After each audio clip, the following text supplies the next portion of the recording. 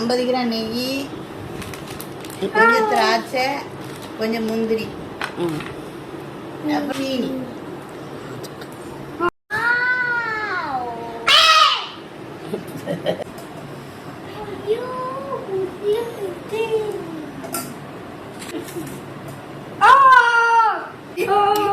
நல்ல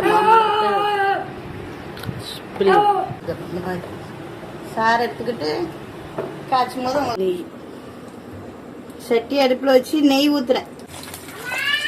அப்படின்னு கத்தாத. முந்திரி திராட்சை நெய்யில் வறுத்து பாத்திரத்தில் அள்ளி வச்சுக்கணும். அந்த நெய்யிலே போட்டியோ? ஆமாம், அந்த நெய்யிலே போட்டு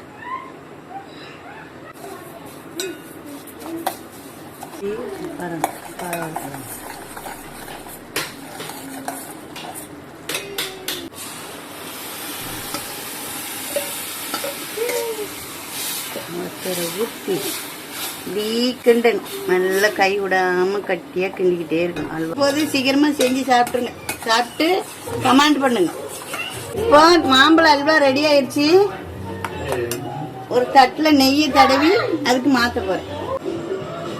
வச்ச முந்திரி திராட்சை இதுல போட போறேன் மேல.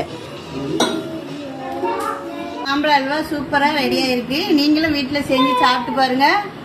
மாம்பழத்தை நல்லா வெட்டி அப்படி எடுத்து நல்ல வடியில வச்சு நல்ல சாறு எடுத்துக்கிட்டு சீனி பாவு நெய் ஊற்றி நெய்யில் முந்திரி திராட்சை வறுத்து எடுத்துக்கிட்டு அப்புறமா இந்த சர்க்கரை போட்டு பாவு காய்ச்சி இந்த மாம்பழ சாறையும் ஊற்றி நல்லா கை விடாமல் கிண்டிகிட்டே இருந்தால் அப்படி இந்த பதத்துக்கு வந்துடும். அல்வா பதத்துக்கு வந்துடும்.